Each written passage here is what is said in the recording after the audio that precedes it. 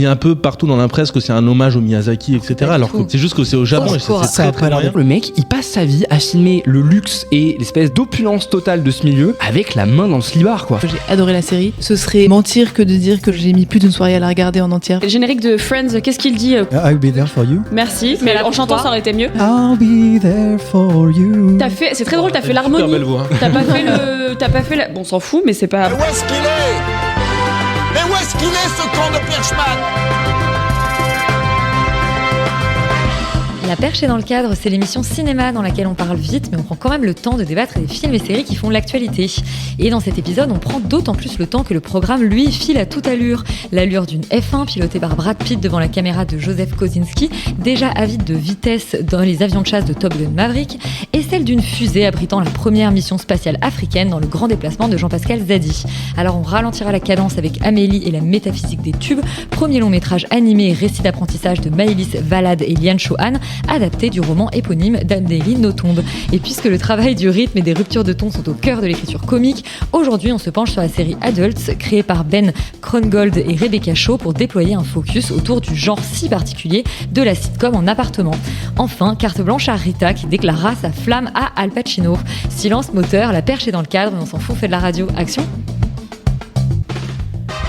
Et je commence par dire bonjour à toute l'équipe, Alban, Rita, Romane, Félix et Laurent. Laurent qui remplace d'ailleurs Yuri aujourd'hui, parce que Yuri est au Festival d'Avignon où il joue sa comédie musicale La tête est ailleurs. La tête ailleurs. La tête ailleurs. On engage tout le monde, on fait de la promo pour les gens de l'équipe. On va pas engueuler Elisabeth aujourd'hui. N'engueulez pas aujourd'hui. Faisons de la promo pour les gens de l'équipe. Allez voir si vous êtes à Avignon, La tête ailleurs. Vous aurez le plaisir de voir Yuri. Camélia Assef qui est super. J'ai vu la pièce au moins 5 fois, donc j'écorche le nom, mais je suis fidèle au poste. Et t'avais qu'à lire les comics pour avoir aussi le bon type. T'as dit quoi, pardon? T'avais qu'à lire les comics aussi pour avoir le bon type. J'avais qu'à lire les comics. On va vous expliquer ça. C'est le courrier des auditeurs. Merveilleux jour que le dimanche. C'est pour moi le plus beau de la semaine. Pourquoi cela, me plaît? Parce qu'il n'y a pas de courrier les dimanches. Alors, je vais commencer par d'abord deux petits courriers des auditeurs avant qu'on aille dans le vif du sujet. Le premier, c'est une petite précision que j'avais fait un rapprochement entre le rendez-vous de l'été et ce sentiment de l'été, et on m'indique que c'est la même co-scénariste qui s'appelle Mariette Désert. Donc voilà, c'est peut-être pour ça que les deux films ont quelques points communs, même si pas tant que ça, nous disait Alban.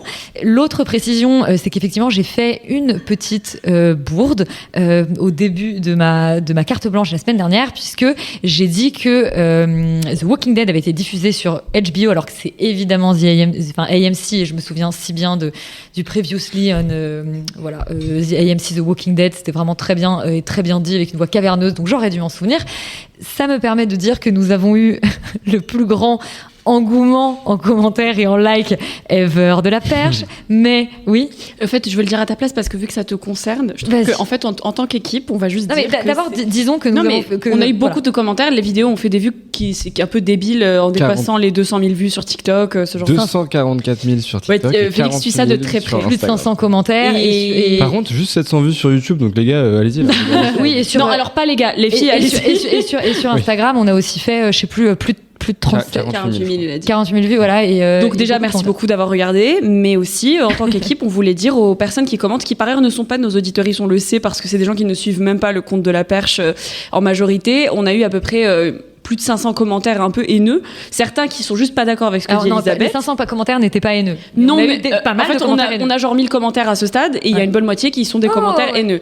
Et il y en a qui sont filtrés par la plateforme en fait sur TikTok, où on ne les voit pas, et je suis allée voir les commentaires filtrés, et en fait c'est inadmissible. C'est extrêmement misogyne. C'est très misogyne, c'est des gens qui disent qu'Elisabeth elle a pas compris, qu'elle est bête. Il y a même quelqu'un qui l'a traité de lave-vaisselle, donc on est sur un niveau de misogynie vraiment basique. Oui, parce que toute l'histoire c'est que j'ai pas le droit de parler donc de The Walking Dead parce que j'ai rien compris à la série. Parce que visiblement je dis qu'en fait il faut arrêter de regarder la série après la mort de ce personnage, ce qui est même pas ce que tu dis en plus. C'est là que j'allais venir, c'est pas du tout ce que je dis, et le problème c'est que les gens qui ont commenté ça sont des gens qui n'ont pas dépassé 30 secondes sur une chronique de 3 minutes, elle-même réduite d'une chronique de 7 minutes. Donc effectivement, c'est facile de comprendre l'inverse de ce que je raconte. Pourquoi on s'intéresse à ce que pensent des gens qui n'ont pas vu une vidéo? Non, on s'intéresse pas à ce qu'ils pensent. En revanche, on peut modérer nos commentaires et juste dire que y a des propos qui ont été commentés qui tombent sous le coup de la loi, en fait. Donc juste commentez pas n'importe quoi, les amis. Et regardez la vidéo en entier avant de commenter, surtout. Ouais, voilà. Et si vous n'êtes pas content, vous commentez avec plaisir, on en discute, d'où le courrier des auditeurs chaque semaine, mais juste vous venez pas dire des trucs misogynes sur Elisabeth ou sur personne. Oui, sur personne, voilà, c'est le premier. Sur Laurent, vous dites ce que vous voulez. C'est le premier. Moi, je pense que je peux prendre cher. Non, mais c'est bien, on a goûté à ce que c'était qu'un bad buzz, en fait, finalement. Mais on a gagné tout plein de nouvelles personnes à abonner. Merci à vous. Bonjour à tout le monde, d'ailleurs. Il y a plein de commentaires qui sont super positifs, d'ailleurs, et on va remercier. Et qui, oui, effectivement. Il y a beaucoup de merci, on est bien d'accord. Et ça, je trouve ça toujours très drôle comme commentaire. Mais bon, bah voilà, terminé pour cette petite polémique d'entrée. Ça nous permet de lancer le box-office de la semaine. Bon, là, c'est le calme plat, mais est-ce que ça peut pas quand même péter un de ces quatre, quoi? Maintenant, je vais faire très attention à tout ce que je dis, parce que je sais que ça peut être mal interprété. Laurent, alors quels sont les films qui trônent au sommet de ce box-office estival? T'inquiète pas, plus tu vas faire attention, moins je vais faire attention moi. Il faut de la balance dans l'univers. Voilà, exactement, pour garder toujours vraiment un équilibre. Premier, comme cette semaine, je crois, comme la semaine dernière, Dragon, toujours la version live du film d'animation, parce que maintenant, c'est la nouvelle vache à lait d'Hollywood, manifestement, qui fait quand même 372 000 entrées, ce qui est une variation de baisse de presque 50%, ce qui est quand même assez impressionnant, mais pour un cumul à plus d'1 million, ce qui est quand même un joli démarrage. Il est suivi par, évidemment, Lilo et Stitch, même principe, film live repris d'un film d'animation de Disney, qui fait encore 205 000 entrées avec une baisse de 40%, ce qui est quand même encore beaucoup, mais qui l'amène à 4 millions, un peu plus de 4 millions de personnes qui l'ont vu. Et enfin, en troisième position, en première semaine, on a une entrée 28 ans plus tard, qui fait 180 000 entrées, ce qui est un démarrage quand même pas trop dégueu, je pense, pour un film comme ça. Ouais, ça va. Je crois qu'il marche vraiment bien aux États-Unis. Là, avec un budget à 60 millions, alors on n'en a pas dit beaucoup de bien. Et Elio, il est dans le box-office? Elio, il est 4e. Ah ouais, parce qu'aux États-Unis, c'est le ratage complet pour ce film, alors que c'est un film original Pixar et qu'il est bien. Mais en France aussi, je crois que ça a fait le pire démarrage ever de Pixar. Oui, c'est le pire démarrage de l'histoire de Pixar. Il y a très très peu de promos aussi, en tout cas, elle est mal faite. 168 000 pour une première semaine. C'est rude. C'est pas beaucoup. Toi, tu l'as vu, Rita, t'as trouvé ça super? C'est vraiment très cool. C'est un film original. Alors, par contre, c'est assez vénère sur le deuil. Bon, mais c'est Pixar, quoi. C'est comme Nemo où tu ressors un peu en hardi quand t'es un enfant, mais je trouve que c'est important et c'est dommage pour ce genre de film, quoi. Je pense qu'ils l'ont un peu abandonné parce qu'il y a Lilo et Stitch en face, quoi. Mais à ce moment-là, il fallait sortir à un autre moment, les copains. Je suis d'accord, c'est complètement. Mais bon, ça, quels sont les arcanes qui se passent à l'intérieur des différents membres des groupes de Disney? Personne ne le sait. Mais en tout cas, voilà, un démarrage dont on peut pas être très content quand même cette semaine. Je crois qu'il faut être clair. Après, il y avait pas non plus 1000 films qui sortaient la semaine dernière qu'on aurait voulu encourager de ouf. Non. On n'était pas sur. De toute façon, on n'est pas sur une très grosse saison. Heureusement, cette semaine, on parle de. Pas que, mais aussi de bons films. On va parler des petites news. Alors, Félix, on va commencer par dire que c'est bientôt la fête du cinéma. Ouais, on va commencer sur une news positive. Effectivement, c'est bientôt la fête du cinéma, du 29 juin au 2 juillet. Dans toute la France, la place est à 5 €. Donc, allez voir des films. En plus, il y a la clim, donc c'est bien. Voilà. Et sans transition, Rachida Dati. Et sans transition, Rachida Dati est dans la sauce. Que tu crois.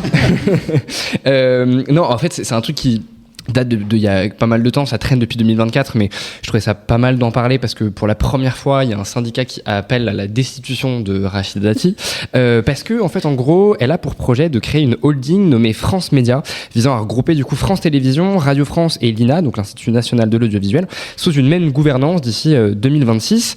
L'idée, en théorie, c'est de renforcer la compétitivité face aux plateformes numériques, donc Netflix et YouTube, de rationaliser les moyens et d'améliorer évidemment la gouvernance pour toucher un public plus jeune.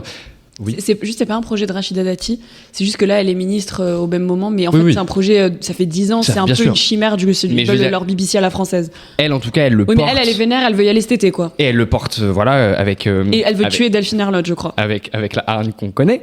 Et donc la réforme s'inscrit après du coup la suppression de la redevance télévisuelle en 2022, dans une perspective du coup de financement par prélèvement sur la TVA, mais pour l'instant c'est un mécanisme qui est pas vraiment pérenne et qui est quand même assez flou, et du coup d'ailleurs les syndicats s'insurgent contre du coup la potentielle perte d'indépendance en fait, tout simplement parce que regrouper évidemment et centraliser, ça peut potentiellement faire perdre un peu d'indépendance à chaque média, et surtout l'absence d'un financement stable et un peu l'opacité des objectifs du projet font que voilà, du coup il y a eu une espèce d'appel à la grève qui traîne depuis un peu 2024, et il y a eu plusieurs grèves je crois à France Télévisions et à Radio France, et du coup là récemment une tentative de destitution qui est juste là pour intimider, mais qui intimide Rachida Dati, je ne sais pas.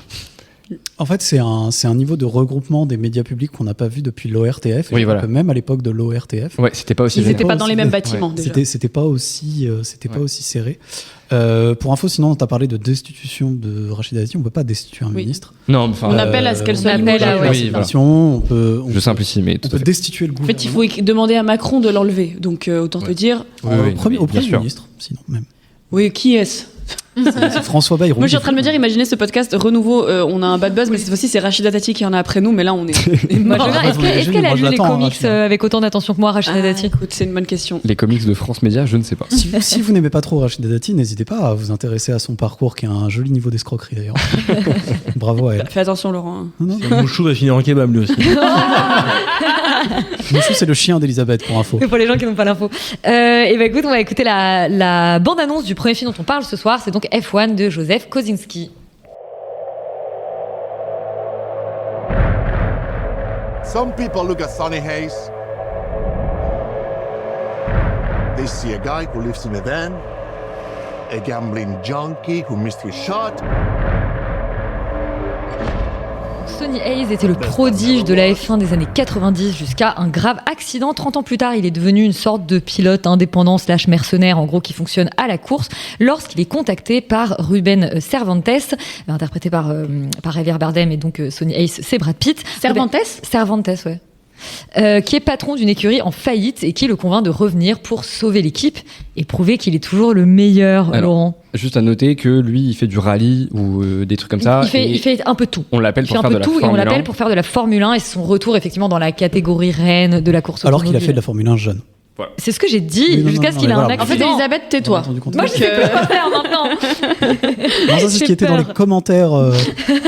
Voilà, dans la vraie vie, on est quand même un petit peu. Bon, alors, Laurent, donc voilà, il revient dans cette catégorie reine en F1, ce personnage de Brad Pitt. Or, eh bien, c'est un pilote qui n'y est plus depuis beaucoup trop d'années. Depuis 30 ans, ce qui d'ailleurs, en fait, d'un point de vue technique, je connais pas très bien la F1, mais n'a strictement aucun sens. Le plus vieux pilote a 43 ans et Brad Pitt en a bientôt 62. Oui.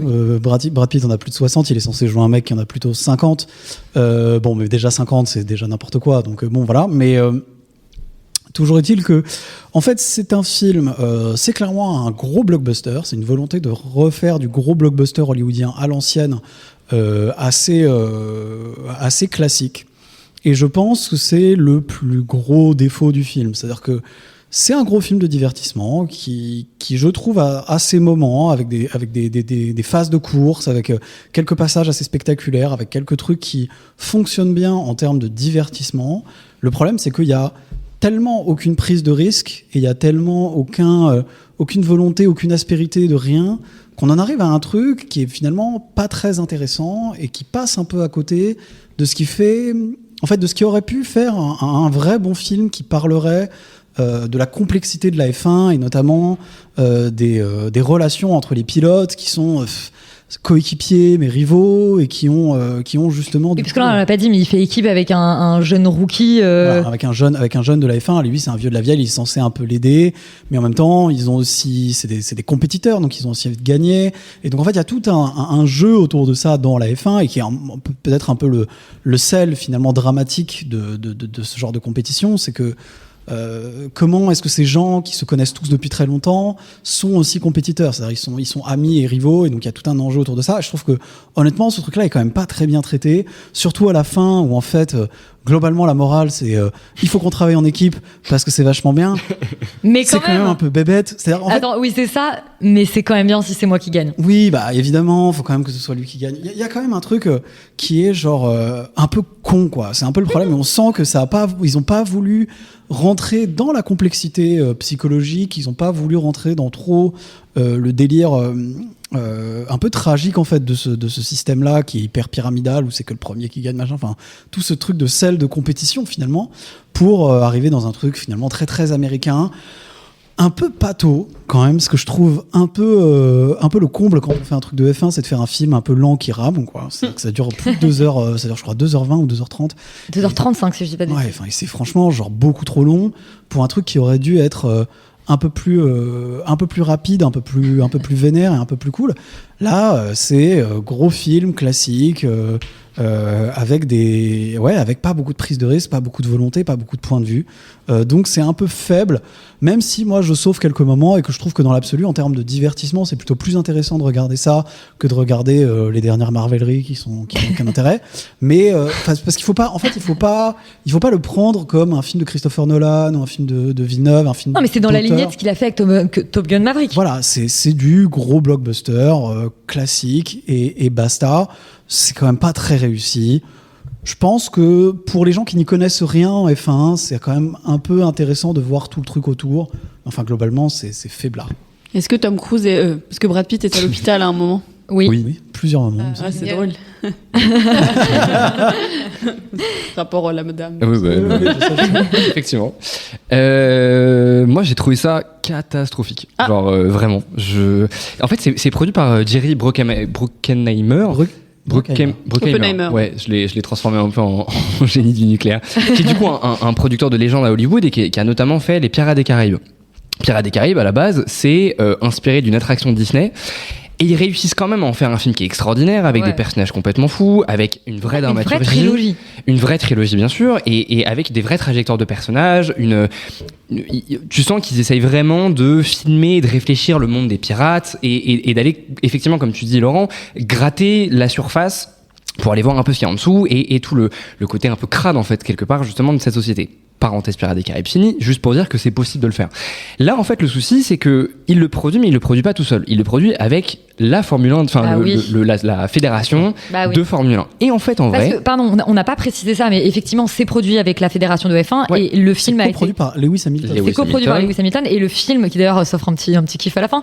Le film du coup a été pris. Enfin, il y a des prises de vue qui sont à l'intérieur des courses et c'est les vrais pilotes qui sont autour. Donc en fait, il fait la course avec Verstappen. Leclerc, Hamilton. Mais parce que sinon, sans ça, je trouve que c'est pas possible, ça coûte trop cher à faire, donc du coup, ils sont associés, machin. C'est déjà un film à très très gros budget. Et ça coûte genre déjà 300 millions d'euros. Budget, voilà. Ce film va couler, Apple va plus faire de cinéma en salle après ça.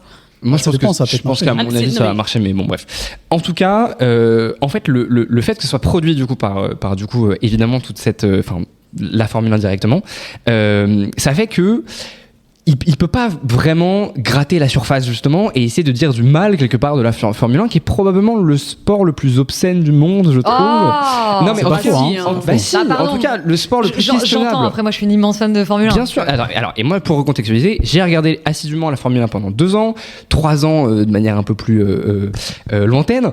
J'ai regardé la série Drive to Survive comme le Yankee que je suis pour m'intéresser du coup au truc, qui est une série du coup qui est super intéressante et qui te montre à quel point il y a des enjeux politiques et économiques dans le milieu de la Formule 1 c'est 1000 fois plus intéressant, qui sont passionnants et qui du coup en fait comme c'est pas contrôlé, c'est Netflix et que c'est pas contrôlé directement par la structure du coup de Formule 1, tu peux justement quelque part émettre des critiques. Là c'est pas possible et du coup on en arrive à un film qui est extrêmement lisse, qui essaye de faire des petites tentatives par moment et il y a justement un espèce de méchant entre guillemets au milieu du film qui est espèce d'actionnaire en fait de l'écurie qui essaye de se la jouer justement solo et pour récupérer plus ou moins l'écurie à la fin. C'est le truc le plus intéressant du film. Pour essayer de te montrer qu'en fait lui il a de l'argent et il aime bien l'argent, il est actionnaire et en même temps il se la joue solo et contre justement évidemment l'écurie qui la joue collective etc.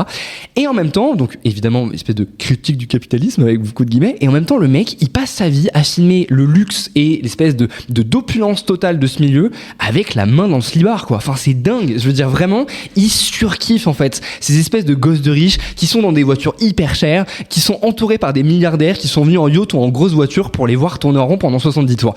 Moi ça je trouve que c'est fou en fait d'avoir des intentions de scénario et d'avoir des intentions de mise en scène qui sont autant contradictoires.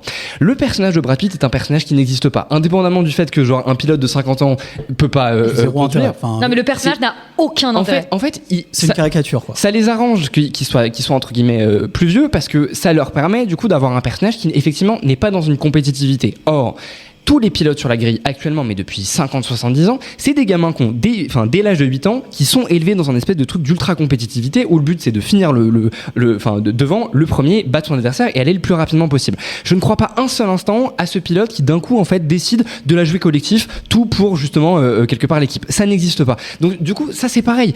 Pourquoi? Je peux admettre que ça puisse exister, moi, quand même. Mais je suis d'accord que dans la vraie vie, ça n'existe pas. De toute façon, un pilote de 50 ans, ça n'existe pas. Ouais, mais donc tu vois, il y a aussi... En fait, le truc qui est très intéressant de cette ultra compétitivité... Alonso, il est toujours ultra compétitif à plus de 40 ans. Mais tu vois, tous ces trucs qui sont super intéressants et qui en plus sont intéressants vis-à-vis du personnage de Joshua Pierce, du coup, qui est interprété par Damson Idris, qui est la révélation du film et qui est, je pense, vraiment un super acteur.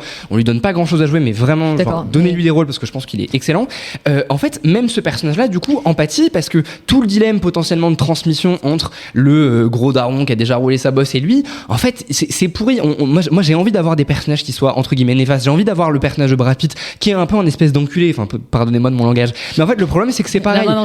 Enculé, on est, mais parce qu'en fait, je trouve que c'est un film qui est vulgaire en vrai dans sa représentation du monde. Je trouve que il s'accroche à aucune matérialité et en fait, il fantasme quelque part, il vend le rêve de la Formule 1 alors que le monde a quand même beaucoup de problèmes en ce moment. Et moi, ça me gêne qu'on vende ça aux gens et juste surtout, avec des petits shots de dopamine un peu par-ci par-là parce que oui, pendant les courses, t'as un peu de suspense, mais ce suspense est tellement sous-dramatisé et tellement artificiel. On t'a tellement rajouté les commentaires des mecs parce que du coup, il y a des gens qui commentent la course parce qu'il est incapable de filmer et de créer vraiment de la tension que moi je trouve vraiment que c'est un peu une absurdité. Scénarios de course qui sont par ailleurs très irréalistes, mais ça ils sont disqualifiés dès la première course dans la réalité, mais ça on s'en fiche. Mais après non, moi il y a quand même deux petits trucs qui m'ont gêné dont vous parlez pas, c'est que je trouve que quand même c'est un film qui est tourné à l'intérieur réellement.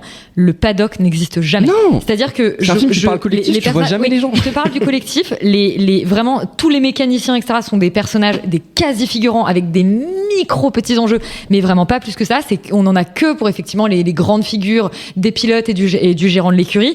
Typiquement, et tu parlais dans Drive to Survive, tu vois très bien qu'il y a des pilotes qui en fait ne viennent pas complètement de cet environnement-là. Ils ont galéré pour en arriver. Est-ce que ça raconte? Là, on a l'impression que finalement, on peut aller chercher ce type-là au fin fond de sa roulotte. Il arrive les mains vides et il y a pas de souci. Et le personnage de Joshua Pierce, je suis d'accord. Moi, je trouve que l'acteur s'en sort très bien, mais j'ai pas compris grand-chose à son personnage. Non, mais parce que honnête, il y a aucune logique. On sait pas d'où il vient, on sait rien sur lui et on a aucun indice. Et alors moi, il y a un autre problème qui m'a posé une autre chose qui m'a posé énormément de problèmes, c'est le rôle des femmes. Ouais, c'est-à-dire que non mais t'allais venir, non mais il y a deux personnages féminins qui sont toutes les deux des blondes aux yeux bleus à cheveux longs. Il y en a une qui a une queue de cheval, l'autre qui a une tresse. Pour les différences. C'est un film des années 80, les gars. Non mais vraiment, il y en a une où on nous explique qu'en fait, en gros, elle est. Alors, je sais pas, parce qu'en fait, il mélange un peu ses rôles. Elle est censée avoir conçu la voiture. En gros, elle est technicienne en chef de la construction effectivement automobile pour l'écurie quoi. Elle déjà, on nous explique. C'est un rôle qui n'existe pas. Je veux dire, il y a aucune femme qui fait ça. C'est que des mecs. Il y a des femmes. Tu peux créer potentiellement ce personnage. Le pire, c'est que dans la réalité, il y a une femme team principal. Il y a des femmes ingénieurs de course, il y en a très rarement, il n'y a pas de femmes pilotes alors que c'est un sport mix, mais il y en a. Là, on t'explique qu'il y en a une seule, qu'elle est toute seule. Et alors, le film fait des blagues là-dessus. Le film fait des blagues là-dessus. Il faut quand même qu'elle pécho Brad Pitt et elle commence à réussir. Elle a 42 ans, j'ai vérifié. Elle a 42 ans. Okay. Non, c'est pas du tout Rebecca Ferguson. Non, mais c'est un peu son sosie. Si Rebecca Ferguson est dans le film, c'est l'équivalent de Rebecca Ferguson. Non, elle s'appelle Kerry Condon. Et d'accord, hyper drôle. Et alors elle ressemble de ouf alors parce que. Et alors elle, ce qui est génial, c'est qu'elle commence à performer au moment où en fait Brad Pitt lui suggère quoi faire, et ensuite forcément elle le pécho. Et l'autre meuf, c'est une mécanicienne nulle qui devient un peu meilleure quand Brad Pitt lui dit quoi faire. Et à la fin, il y a peut-être un peu de love interest avec l'autre pilote.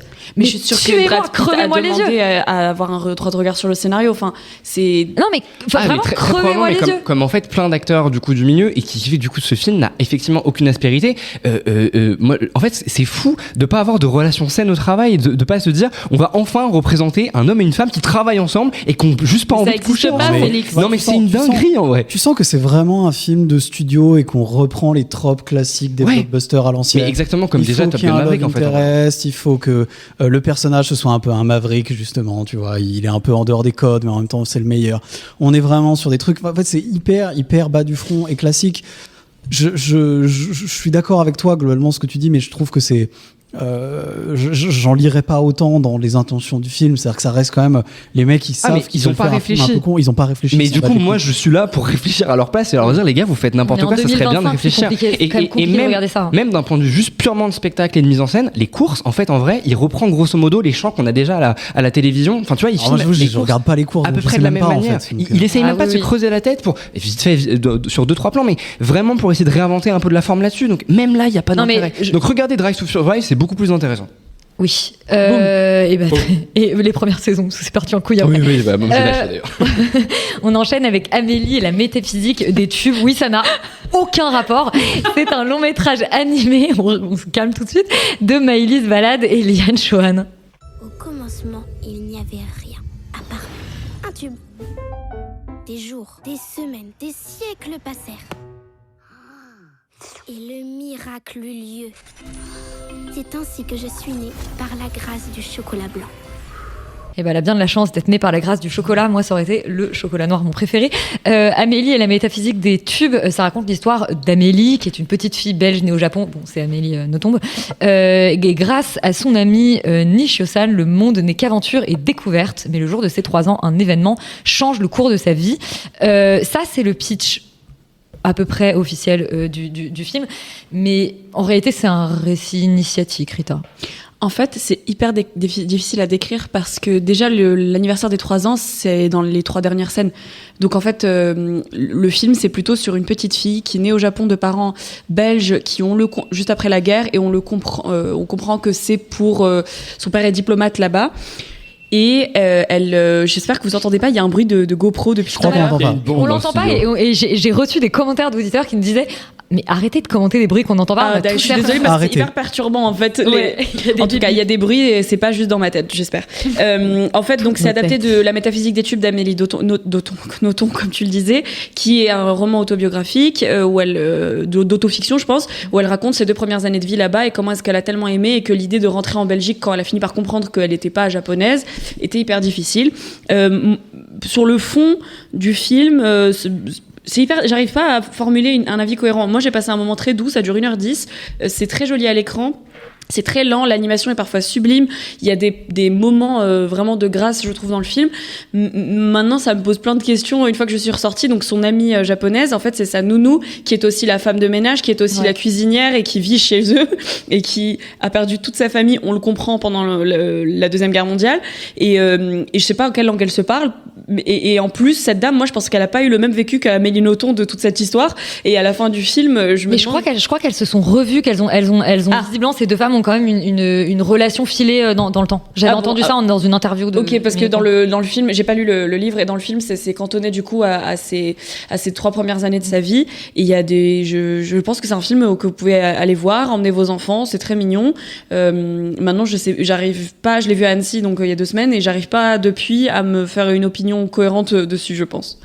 Alban, est-ce que tu as une opinion plus cohérente sur Amélie et la métaphysique des tubes ? Je sais pas si j'ai une opinion plus cohérente. Moi, je pense à la différence de Rita, déjà c'est que j'en sors, donc c'est un peu plus frais, et du coup je suis un petit peu quand même encore sous le coup de l'émotion. C'est effectivement un film assez court, assez uniforme en fait dans ce qu'il propose en termes d'histoire, mais je trouve qu'il y a quand même des grosses idées en fait à la fois de scénario, à la fois de ce que ça dit en fait de cette petite fille et de ce récit d'apprentissage qu'elle va éprouver pendant ces 3 premières années de sa vie, même si en fait on se concentre essentiellement sur 6 mois, parce que on comprend en fait au début du film que pendant 2 ans et demi elle est dans une sorte de bulle. Je ne sais pas si c'est une métaphore de l'autisme ou de... Je pense que c'est ça, genre elle parle pas, et quand elle commence à parler en fait elle dit tout d'un coup. Ouais. Alors une métaphore de l'autisme, mais en même temps, pardon, mais la plupart des enfants ne parlent pas. Non, mais ensuite, après c'est 2 ans et demi. Non, mais je veux dire, elle parle pas, elle bouge pas, elle dit rien, elle fait aucune... Juste elle dit rien. Et voilà, c'est une petite fille particulièrement renfermée sur elle-même. Exactement. Et en fait, moi, c'est un film qui m'a beaucoup touché parce que la première raison, c'est que déjà, c'est fait à hauteur d'enfant, et je trouve et c'est pas seulement une fois que c'est dit, en fait, ils en font quelque chose dans l'histoire, c'est-à-dire qu'à la fois, ça joue sur le regard qu'elle va porter sur les choses, sur les gens et sur les événements, et à la fois, il va y avoir un décalage entre nous, le regard de spectateur, et le regard d'adulte, et les personnages qui sont des adultes en fait dans le film. Et en fait, il y a quelque chose d'assez drôle, et c'est traité visuellement, où elle essaye de faire des mouvements mouvements pour se souvenir des choses, parce que je vais y revenir après, ça parle quand même beaucoup du souvenir, où elle va essayer d'en capturer en fait des bateaux, des mouettes, etc. Et en fait, vu de l'extérieur, nous en tant qu'adultes, on comprend pas en fait la logique de tout ça, mais vu que le film se positionne à hauteur d'enfant, ça donne un sens en fait à ces mouvements, ça donne un sens à son existence, et on comprend mieux ce décalage-là et pourquoi en fait ça nous touche dans le film. Par ailleurs, je trouve qu'il y a des idées brillantes en fait de mise en scène. Typiquement, lorsque c'est son amie, qui est aussi la femme de ménage de la maison et sa plus tendre connaissance du Japon, explique un petit peu la guerre à cet enfant, et ben elle va trouver des moyens de l'imager par la cuisine, par des carottes, parce qu'elle est en train de faire à manger en même temps. Et je trouve que, en fait, ce genre d'idée, à chaque fois, c'est super bien fait, parce que on dirait que c'est fait avec les choses qui sont dessinées autour d'elle, et elle arrive toujours à en faire quelque chose visuellement et à développer une idée de cinéma et de film d'animation. Et moi, je trouve que vraiment, ça m'a assez ébloui par moment aussi, où elle fait une sorte de mouvement à la Moïse un peu, où elle va écarter les os, et en fait tu comprends assez vite que c'est censé distinguer le fait de l'endroit où elle a pied et de l'endroit où elle l'a plus. Donc ensuite il y a plein de trouvailles visuelles comme ça qui moi m'ont fait énormément plaisir en fait en tant que spectateur, et par ailleurs le film, là où ça m'a bouleversé, c'est que c'est un film qui traite énormément du souvenir. C'est une petite fille qui a du mal à comprendre pourquoi elle doit se séparer des gens, se séparer de ses parents, se séparer des paysages qu'elle a connus. Et en même temps, elle comprend, et nous aussi on comprend à travers ce film, que elle va commencer vraiment à vivre à partir du moment où elle va pouvoir se souvenir. Et le but du film-là, c'est pas de simplement dire que les souvenirs c'est la vie, mais c'est plus justement sur l'acte de se souvenir, de faire appel à sa mémoire, de comprendre que les choses, quand on les vit, il en reste quelque chose, et pour les réinvestir et pour que ça donne un sens à notre existence, eh ben il faut prendre en main cette matière-là qui sont les souvenirs. Et je trouve que dans ce message-là, dans la manière dont c'est traité à la fois par les dialogues et par le texte, j'ai trouvé ça vraiment bouleversant. Bah, je suis totalement d'accord. En fait, je pense que même au-delà de ça, c'est le fait que tu peux vivre, et c'est pas grave de passer à autre chose dans la vie, parce que tu auras toujours les souvenirs, quoi. C'est très chou, quoi. Ouais. Et je voulais préciser que Maëlys Valade et Lian Chuan, c'est leur premier long métrage d'animation. Et Maëlys Valade, en fait, elle avait réalisé notamment le storyboard de J'ai perdu mon corps, les hirondelles de Kaboul et le chat du rabbin. Donc c'est voilà. Et en termes oui, parce qu'on en a pas beaucoup parlé, mais en termes d'image, en termes de propositions graphiques, je lis un peu partout dans la presse que c'est un hommage au Miyazaki, etc. Alors que pas au studio Ghibli. C'est juste que c'est au Japon, et ça a pas l'air d'être le cas du tout. Parce qu'en fait, c'est des dessins qui sont beaucoup plus naïfs que ça. Avec des couleurs beaucoup plus prononcées, beaucoup de teintes en fait de la même couleur, du vert, du bleu, etc. C'est pas tout le temps réussi, je trouve, en termes de propositions graphiques. Il y a un style, voilà, on accroche ou on n'accroche pas. Par contre, en termes de lumière et en termes de propositions de teintes de couleurs, je trouve que c'est vraiment, c'est peu courant en fait. Je trouve et du coup, ça apporte quelque chose au film, et ça apporte de la singularité à la proposition. Et le film est sous le point de vue de la petite fille ? Ouais. Oui, okay. On est à sa hauteur, ouais. Et bien on vous recommande absolument d'aller découvrir Amélie et la métaphysique des tubes au cinéma. Et on va maintenant s'intéresser à une série qui s'appelle Adults et qui ouvrira notre focus. Always thought the world was going to be waiting for me, and instead everyone's annoyed that I'm here. Shh, shh. Kelly, yeah, I'm going to be camera off today. Yeah, I'm in the office. Yeah, there's just some construction in my cubicle. Donc, Adults, c'est une série américaine créée par Ben Krongold et Rebecca Shaw, et ça suit le quotidien d'un groupe de colocataires vingtenaires, Romane. Totalement. D'ailleurs, en fait, j'ai appris que Rebecca Shaw et Ben Krongold, ils étaient des je sais pas comment, des writers, des auteurs pour le Tonight Show. Donc en fait, effectivement, l'humour qu'on retrouve dans la série, c'est un humour qui est assez explosif et qui est assez génial. Je commencerai par là pour dire que j'ai adoré la série.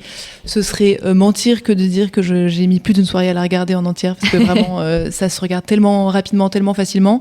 Moi, j'ai adoré me plonger dans ce groupe d'amis, m'infiltrer sur leur canapé, dans leur dîner. Je trouve qu'il y a un truc de quotidien qui est tellement bien rythmé, qui est tellement bien fait, un espèce de panorama de personnages que je trouve très frais en fait. C'est-à-dire qu'il y a beaucoup de personnages que j'avais jamais vus encore représentés véritablement à l'écran. Et puis je trouve que c'est toujours intéressant. On en parlera plus en détail dans le focus. Tu peux peut-être citer les personnages notamment. Ouais, bien sûr. Alors déjà Paul Baker par exemple, qu'on appelle tout le temps Paul Baker, qu'on appelle jamais Paul.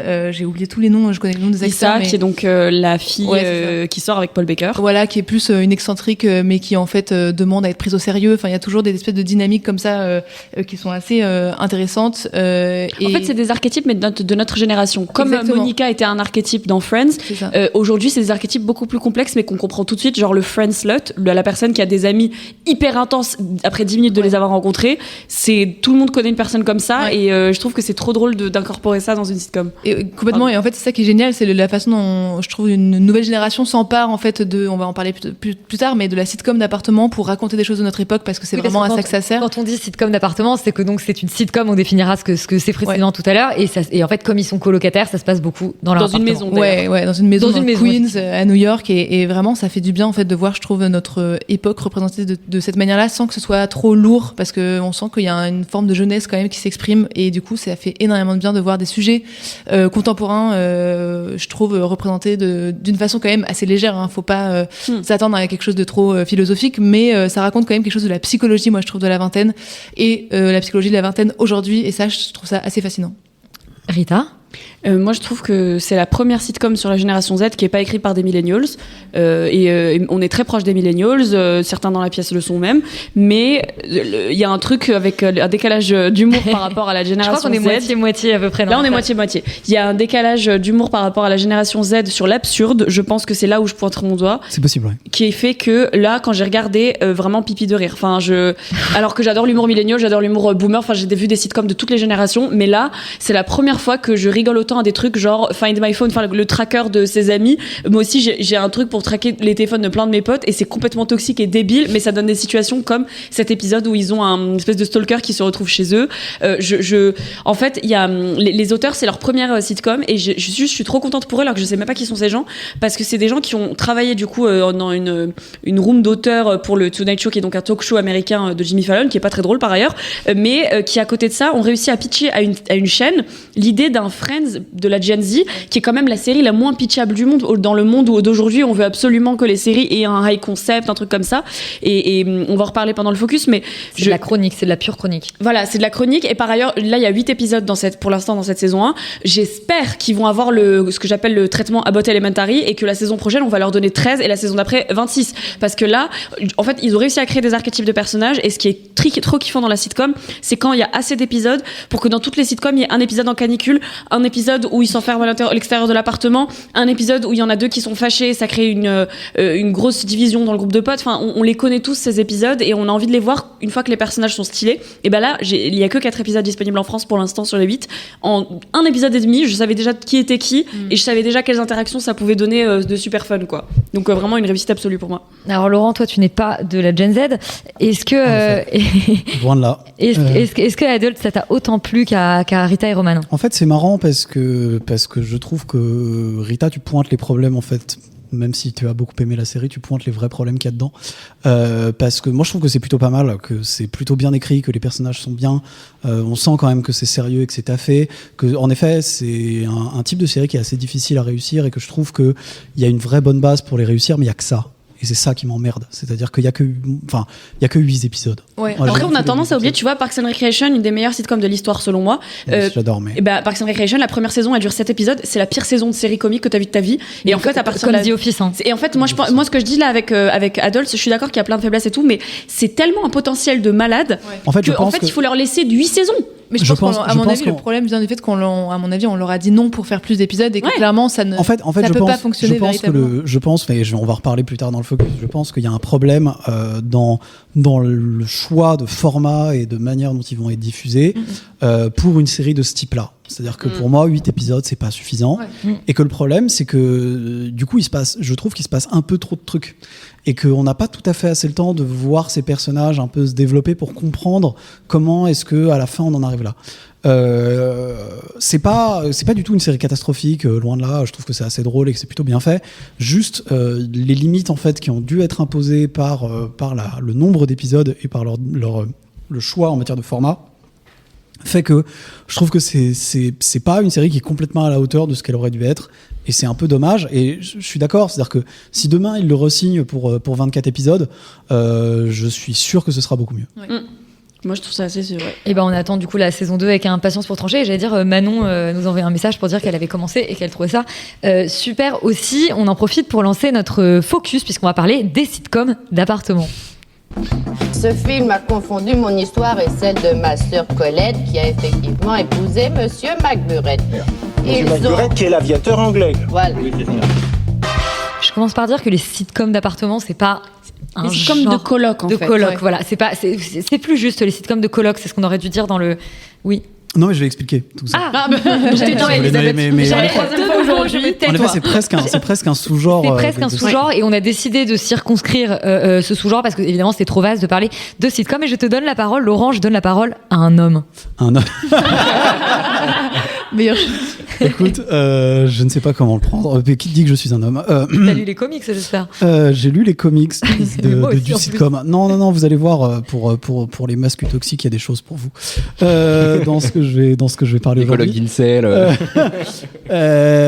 Du coup, on va revenir rapidement un peu sur l'histoire et sur la définition du sitcom parce que c'est la première fois qu'on en parle et donc c'est bien de reprendre un peu les bases. Il faut rappeler que c'est une invention américaine et qui veut dire situation comedy et qui est en fait un genre qui se définit un petit peu en opposition à la sketch comedy à la base et qui la sketch comedy qui est un genre qui implique plein de petits sketchs avec des personnages et des situations différentes alors qu'une sitcom on garde les mêmes personnages et une histoire qui dure tout du long d'épisodes voire de la saison voire de la série.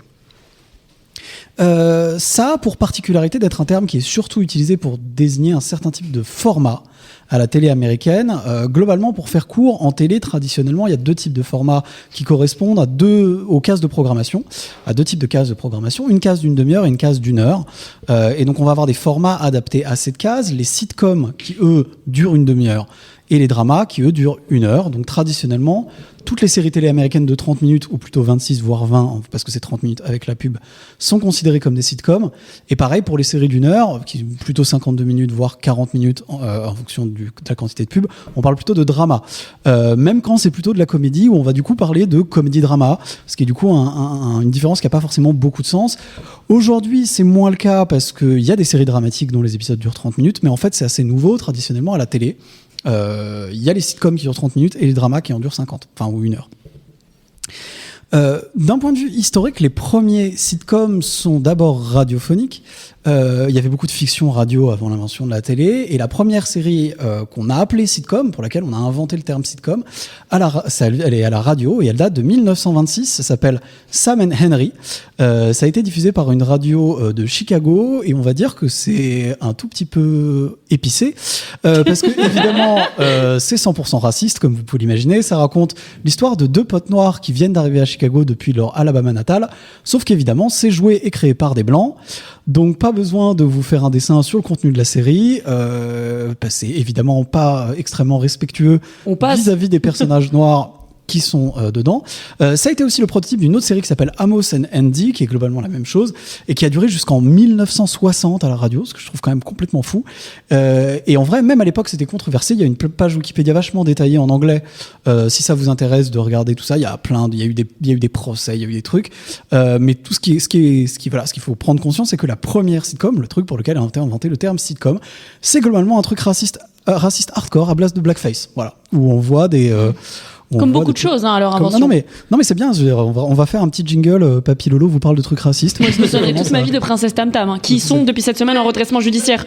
J'ai grave pensé à toi. Alors attends, après Princesse Tam Tam, on pourra en reparler parce qu'après, on se rend compte qui sont les gens qui ont pris Princesse Tam Tam. Sponsorisé en fait. On fera pas ça, mais toujours est-il que voilà, le sitcom à la base c'est raciste. Bravo. À la télé, c'est un genre en fait qui arrive vachement au début et qui a tout de suite beaucoup de succès. Le premier sitcom télé, il s'appelle Mary Kay and Johnny. Il a été diffusé de 1947 à 1950. Donc c'est même pas les années 50, c'est les années 40.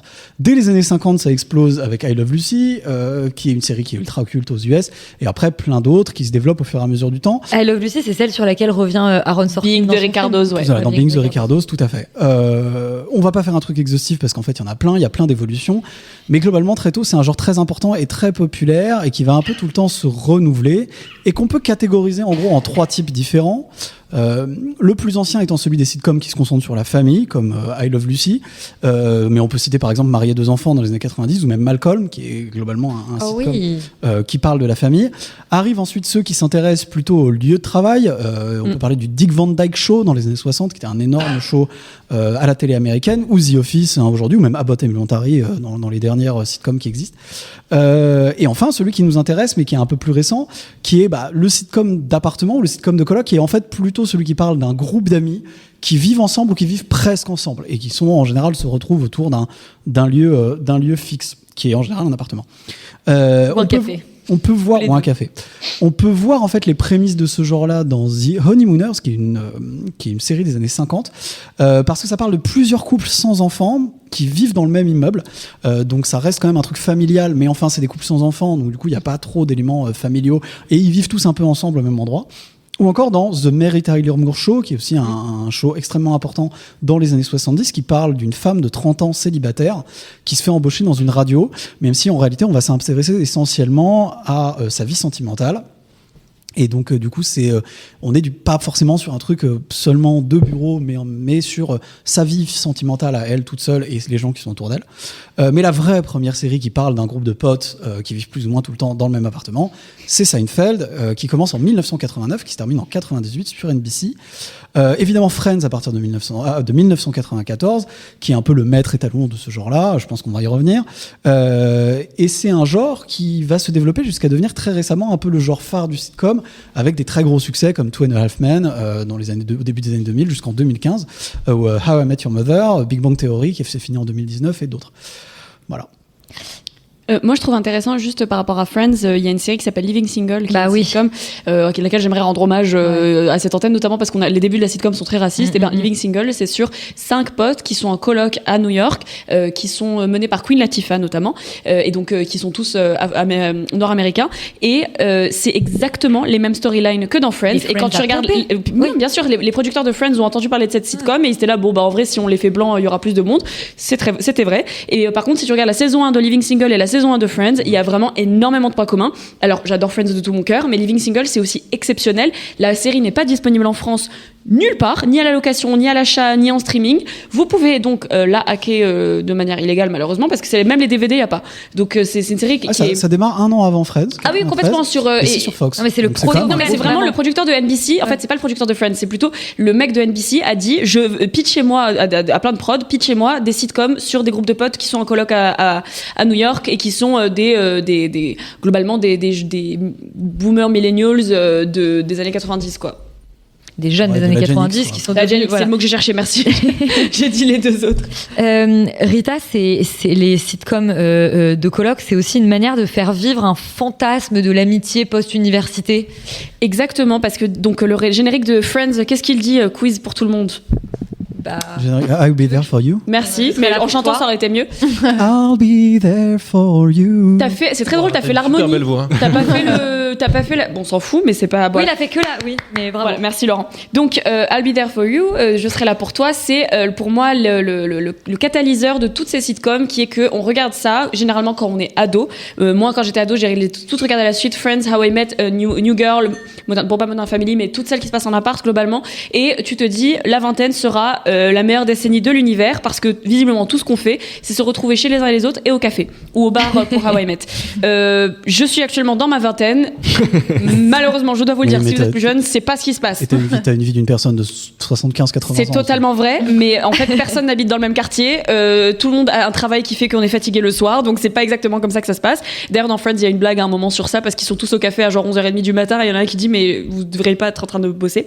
Je trouve que c'est des sitcoms qui, en fait, on aime bien y revenir aussi. C'est des séries doudou, et un peu comme Gilmore Girls qui n'est pas une sitcom, mais une série à laquelle on aime revenir parce qu'on a envie de vivre à Stars Hollow.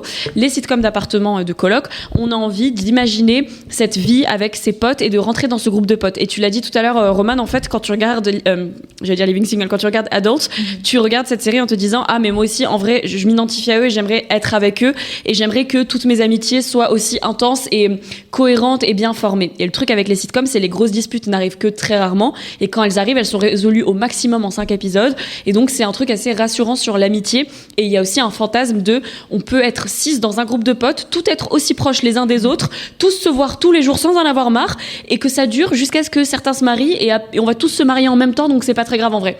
Et en fait, je pense que c'est aussi ce qui fait le sel et la réussite de ces séries. Et quelqu'un a fait une étude sur un site qui s'appelle The Hustle, donc très drôle, sur les appartements dans Sex and the City, qui n'est pas une sitcom, mais qui se rapproche de ce truc-là, de l'amitié fantasmée à un âge un peu plus avancé, et qui a essayé de comparer l'âge, le salaire médian et le prix médian des loyers à l'époque, pour te dire qu'en fait, certes, c'était un fantasme que dans Friends, ils habitent dans de gros appartes et tout, mais en vrai, dans les années 90, et vu que c'était la part de la grand-mère de Monica, c'est pas si impossible à imaginer aujourd'hui. Et je trouve que Adults le gère très bien dès le premier épisode. Ils habitent dans une maison dans le Queens. Bon, déjà, c'est pas Manhattan. Qui pique aux parents, en fait. En fait, qui pique aux parents. Les parents de l'un d'entre eux habitent ailleurs, et du coup, lui, il squatte un peu là-bas, et il a dit à ses potes, il fait squatter ses potes qui ne payent pas le loyer, très clairement. Et moi, je trouve que c'est du coup en ce sens aussi qu'Adults c'est une bonne sitcom, en tout cas dans sa prémisse de départ, parce que ils font pas semblant, ils savent très bien qu'en vrai, vivre à New York aujourd'hui, si t'as un salaire annuel qui est en dessous de 50K, c'est pas tenable, quoi. Et c'est pas vraiment une sitcom, et j'allais dire, dans Girls, c'est un peu traité, ça aussi. Dans Girls, elles ont toutes des revenus qui viennent de leurs parents, et c'est très intéressant parce que Lena Dunham, à chaque fois qu'on l'a critiquée sur ça, elle disait. Alors oui, parce que tout à l'heure on disait que vous n'entendiez pas les. On les entend toujours pas. Il y a un qu'ils entendent pas autour de nous. Non, on l'entend pas. Il y a des éclairs qui flashent et du bruit. Donc, mais bon, tout ça c'est dans nos têtes à tous. On prend beaucoup de drogue après ces émissions. Mais je disais, dans Girls, c'est traité par le fait qu'effectivement elles vivent toutes sur l'argent de leurs parents. Elle a 24 ans au début. Exactement. Et ses parents lui disent maintenant t'arrêtes et tu gagnes ta vie quand elle a 24 ans. Et en fait, c'est des séries qui partent aussi du principe que les Américains, ils ont un système de crédit où en fait leurs comptes bancaires sont liés à des cartes de crédit où souvent ils dépensent beaucoup plus que ce qu'ils n'ont. Et en fait, tout ça pour moi fait que les sitcoms de coloc te donnent envie et te donnent hâte d'avoir la vingtaine après l'université, c'est-à-dire la vingtaine où il faut vraiment get your shit together et vraiment apprendre c'est quoi la vie. Te prendre en main, mais te prendre en main, merde, vas-y. et je trouve que c'est assez fou. Et quand Living Single a commencé, donc là, c'est le sitcom dont je vous parlais il y a quelques instants, Khadija, donc le personnage de Queen Latifah, elle est éditrice d'un magazine. Il y en a une qui est acheteuse. On sait pas trop ce que ça veut dire et on se fout beaucoup de sa gueule pour ça, mais globalement, elle achète des choses et les revend, surtout des vêtements assez stylés. Il y en a un qui est assistant. Enfin, ils ont des métiers qui aujourd'hui paraissent loufoques pour vivre dans des super appartements à Manhattan ou à Brooklyn, et je trouve ça assez dingue parce que de la même manière que les rom-coms nous ont vendu la journaliste et la créatrice dans une agence de pub comme des métiers trop cool qui faisaient qu'on avait du temps et de l'argent, et ben dans les sitcoms de coloc, on nous montre petit à petit qu'en fait on a très peu souvent du temps et de l'argent, mais on aura toujours les copains. Et je pense que c'est un des choses qui font le sel de ces sitcoms-là. Et alors, on le disait tout à l'heure que c'est des séries qui sont on en parlait dans Adults, que c'est des séries qui sont chroniques aujourd'hui. C'est le gros mot quand on va pitcher une série à un diffuseur. Enfin, on nous dit il faut surtout pas faire de la chronique. Les gens ont peur de la chronique, alors que la chronique, c'est peut-être ce qui fait les séries. Rita, peut-être plus que toutes les... J'ai dit quoi ? Rita. Roman, les sitcoms, c'est peut-être celles qui travaillent le plus cet art en fait de la chronique. Complètement. Et effectivement, c'est une façon directe de raconter le quotidien. La chronique, effectivement, on a l'impression de dire Voldemort à voix haute quand dans le milieu du cinéma quand on dit le mot chronique. Terrible, mais c'est une façon de s'ancrer aussi dans une forme de réalisme, parce que comme tu disais, Rita, il y a plein de choses qui évidemment le sont pas tout à fait. Quand on regarde vraiment le revenu, justement le loyer par rapport au revenu des personnages, il y a plein de trucs qui ne vont pas, même cette amitié un peu parfaite. Mais en fait, ce quotidien-là, en revanche, lui, il est assez réaliste, et même si c'est fait dans des studios de manière assez artificielle, en fait, on nous raconte quand même parfois en public, parfois enregistré en public avec les fameux rires que vous connaissez. Friends, qui est évidemment un exemple parfait pour ça. On nous raconte quand même derrière tout ça le quotidien, les objets, les espaces de vie en fait de ces personnages. Et moi, ce que j'adore particulièrement dans ces sitcoms, c'est la façon dont les scénaristes vont se servir du quotidien et de se servir de cette matière tangible en fait du quotidien, donc des objets, pour les intégrer à la narration et les intégrer aux dynamiques des personnages. Ça, je trouve que c'est toujours un vrai exercice pour les scénaristes qui est assez fascinant à regarder, parce que je trouve que c'est là qu'on trouve une vraie identification en fait chez les personnages. Il y a vraiment le déluge. Je continue de commenter. Enfin, il y a des objets qui craquent et tout. Ouais. Mais en fait, je trouve que ça nous donne l'illusion d'être proche des personnages, et ça nous donne l'illusion surtout que nos problèmes de radiateur ou de vaisselle, ça peut faire fiction. Et ça nous rend en fait cette série hyper proche de nous, et ça nous rend les personnages extrêmement attachants. Et je pense que ça va revenir en soi, la sitcom comme ça, parce que depuis le succès d'Abbott et l'âge Adults, en vrai, ça a fait un petit peu de bruit aux États-Unis en tout cas. J'espère que ça va être le cas, parce que le truc, c'est qu'on nous a tellement fait trop de séries hyper high concept, hyper machin, et il y en a qui sont exceptionnelles, genre Severance, mais déjà on peut pas regarder que ça tous les soirs, parce qu'il y a un certain temps. Severance, on peut regarder aucun soir. Oh, Laurent. Et ouais, non, j'aime pas ça. Ah, je savais que t'étais tout seul, t'es intéressant. Je suis un peu tout seul à pas aimer. C'est pas très grave. Non, mais ce que je trouve fou, c'est qu'on n'a plus de séries doudou. J'ai l'impression que tout le monde revoit. Enfin, je sais que Friends, c'est la chose la plus vue sur la plateforme HBO Max. C'est un énorme problème, en fait. C'est un problème aussi pour les auteurs, parce que les séries de comédie, c'était des rooms pour les auteurs où il y avait, c'est l'Apocalypse Heure, où il y avait 24 épisodes par saison.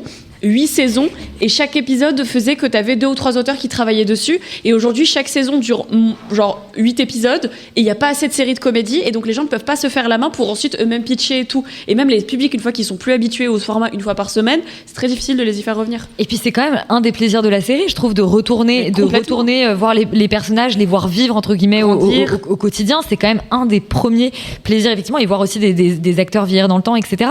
Il y a un élément, alors t'en as un petit peu parlé Rita, mais c'est qu'aussi c'est des séries, et celles que vous avez citées particulièrement, qui permettent un peu de creuser le côté féminin. Enfin, il y a quelques séries qui le font, et notamment l'intimité de jeunes femmes. Ouais, moi je trouve que c'est... En fait, il y a évidemment ce décor-là, il donne lieu forcément à une sorte de voyeurisme, et ça peut être une bonne chose comme une mauvaise chose, mais en fait, cette intimité-là, moi je voulais en parler parce que je trouve que ça a permis, ce genre en fait de série, ça a permis, je pense, d'ouvrir un peu une porte vers un point de vue plus féminin, et de montrer une intimité féminine qu'on n'avait pas l'habitude de voir, puisque on montre des choses, encore une fois, qu'on voyait pas à l'écran. D'abord, des liens entre des femmes, en fait, quand elles sont en dehors d'une, j'en sais rien, de la société, et en dehors de dynamique avec d'autres hommes, quand c'est des colocations purement féminines. Des relations féminines, oui. Exactement, ça donne lieu à des scènes, je trouve, qu'on n'avait pas forcément l'habitude de voir, et aussi, je trouve, à des éléments du quotidien de femmes, où on voit un peu la réalité cachée, on va dire, le bordel.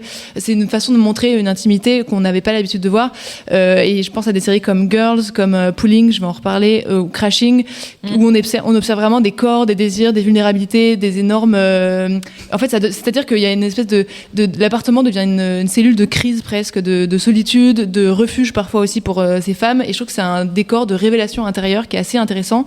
On voit des femmes s'épiler, on voit des femmes avoir leurs règles, se masturber, pleurer, on voit en fait, encore une fois, toute cette espèce de bordel en dessous de la surface qu'on voit à l'extérieur dans toutes les autres séries en fait. Et je trouve qu'aussi ça ramène les femmes dans un registre ultra comique en fait, idem qu'on n'avait pas l'habitude de voir autant, je pense, avant toutes ces séries là. Et en particulier, tu voulais rendre hommage à une série, une sitcom de coloc. Moi aussi, c'est Pulling, c'est Sharon Horgan qui a écrit ça, donc celle qui fait Catastrophe et Bad Sisters notamment. C'est ça, je crois, sa première série vraiment. On s'est fait avec 3 francs 6 sous. Enfin, ça pourrait être fait avec nos caméras ici, c'est la même qualité, donc faut pas s'attendre à on a une super qualité, Roman, de quoi tu parles? Oui, pardon, c'est génial. Mais effectivement, ça donne, c'est juste des meufs potes, mais qui se détestent quand même un petit peu parce qu'elles sont insupportables et qu'elles se marchent dessus en permanence. Et c'est à mourir de rire, ça n'a aucun filtre, c'est irlandais. Moi, je pense que Sharon Horgan, il faut la mettre dans les offices de tourisme irlandais, parce que pour moi, c'est elle, l'Irlande. Mais cette série, elle est dispo où? C'est un peu le problème. Moi, je sais que je la stream illégalement. Ils peuvent regarder ça Anycap. C'est d'ailleurs Laurent qui me l'a streamé illégalement. J'ai réussi à te le trouver. Mais vous pouvez regarder ça Anycap pour parler de l'Irlande, histoire de vraiment voir les trucs les plus fucked up. Vous imaginez. Et alors, on commençait à le dire, où on en est aujourd'hui de ces sitcoms. Vous parliez pour le fait de Adults, le nouveau format, ce format 8, il n'est pas un format qui s'y prête complètement. Laurent, quel avenir on peut souhaiter aux sitcoms? On en est où? En fait, on peut souhaiter que ça existe. C'est-à-dire que, vous l'avez dit, c'est des séries qui parlent de rien. C'est-à-dire que fondamentalement, et c'est même d'ailleurs la vanne parmi les créateurs de Seinfeld d'avoir fait une série qui, quand on leur demandait ce que c'était, ils disaient que ça ne parlait de rien. Et parce qu'on va suivre, c'est extrêmement chronique et on suit la vie des gens. Donc on parle en fait plutôt de séries qui sont caractère-driven, c'est-à-dire qui sont conduits par les personnages, et ça a été en fait un peu le maître étalon de la série pendant longtemps, à la série télé, parce que en fait il y avait 24 épisodes par saison, donc on pouvait vraiment creuser les personnages, et ça permettait en fait de créer des rendez-vous avec le public où toutes les semaines ils allaient regarder la série qui passait à ce moment-là, et donc en fait se refaire des rendez-vous et retrouver leurs personnages familiers. En fait, ces formats-là de 24 épisodes, ils ont été annihilés, oblitérés globalement par l'arrivée des plateformes, à part quelques exceptions de séries policières pour retraités et en effet quelques autres séries. Mais du coup, aujourd'hui, les séries, elles font en général entre 6 et 12 épisodes maximum. Et c'est un format de série qui pousse à créer des séries beaucoup plus feuilletonnantes et qui sont susceptibles d'être bingées, en fait, parce que c'est ça un peu le modèle économique du truc. Même si on voit que maintenant les plateformes essayent de revenir à cette volonté de créer des rendez-vous en faisant chaque semaine des épisodes pour en fait pousser à créer du buzz autour. On pense notamment à The White Lotus qui a réussi un peu à créer ça. En fait, on a gardé le même nombre d'épisodes qu'avant, probablement pour des raisons de production et d'économie, parce que en fait faire des saisons de 24 épisodes, c'est une très grosse machine, et que maintenant il y en a de moins en moins, donc en fait il reste les quotidiennes en fait. Il reste les quotidiennes, mais alors les quotidiennes c'est encore un autre délire. Oui, on en parlera peut-être un jour. Peut-être un jour les quotidiennes, c'est un peu compliqué à regarder, mais enfin bon. Moi je suis chaud. Et donc toujours est-il que voilà, c'est un truc qu'on voit un peu moins, et là où je veux en venir en fait, c'est que c'est le mode de diffusion qui va déterminer comment une série va ou doit être écrite. Que chaque en fait format va correspondre à un type de série particulier. Et or, pour moi, la sitcom, d'une manière générale, c'est un type de série qui s'adapte pas vraiment à ce format actuel du dizaine d'épisodes. Et je pense que c'est pour ça qu'on en voit presque plus. C'est-à-dire qu'il y a presque plus de sitcoms. C'était vraiment le genre roi à la télé, et maintenant il y en a presque plus. La dernière qui reste, en fait, les derniers des Mohicans des sitcoms, là il y a Adult, mais qui est déjà fini, en fait, c'est Abbott Elementary. Mais sinon, en dehors de ça, il y en a presque pas. Et pour que ça marche, il faudrait vraiment pouvoir continuer à le développer sur des saisons. Finalement, ce qu'on disait tout à l'heure, c'est il faut pouvoir le faire sur des saisons de 20 ou de 24 épisodes et en faire beaucoup. Et on va développer les personnages et on va s'y attacher. Et on va pouvoir créer à la fois du comique et en même temps des moments un peu plus tristes et un peu plus touchants, parce que c'est des personnages auxquels on va être attaché. Et on voit d'ailleurs que dans un public jeune, il y a une volonté d'avoir des trucs comme ça. Parce que la Gen Z, les mecs, ils n'ont pas grandi avec ça, mais ils regardent du Gossip Girl. Alors, c'est pas vraiment de la sitcom, mais ils vont regarder Friends, ils vont regarder How I Met Your Mother.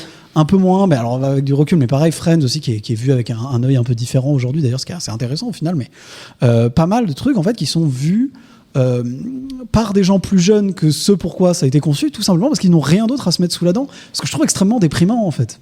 J'ai une sitcom qui est en cours de diffusion sur Disney+, il y a 10 épisodes, qui s'appelle Mid-Century Modern, avec des rires par-dessus, genre une sitcom vraiment à l'ancienne. C'est l'histoire de 3 potes vieux et gays qui vont s'installer ensemble pour leurs vieux jours. C'est vraiment ça le pitch. C'est par certains des créateurs de Grace et Frankie, qui est comme les gens d'or. Et c'est avec Nathan Lane, Matt Bomer et Nathan Lee Graham. Lui, je sais pas trop qui c'est, mais les deux premiers. Nathan Lane, dans une sitcom, c'est absolument oui, mais j'ai vu la bande-annonce, ça a l'air désastreux. Donc c'est dommage. Juste petite parenthèse, qu'on n'a pas, on n'a pas eu trop le temps de développer justement sur l'aspect français de tout ça, mais en effet, là, le focus était très américain. On le voit en citant les séries que. Il y en a pas. Il y en a pas. Quand on a cherché. Bloqué, non? Il y a bloqué. Ouais, c'est hyper intéressant. C'est une adaptation, c'est un format court et tout. Non, mais intéressant, c'est pas faux. Non, mais c'est hyper intéressant parce que les seules séries qui ressortent d'appartements, déjà, c'est très masculin, en fait, au contraire. Et en plus, c'est effectivement des tout petits formats en termes de minutage, en tout cas, pas forcément d'épisodes. Mais c'est ça, c'est un gars, une fille. Enfin, on avait des trucs un peu comme ça à l'époque.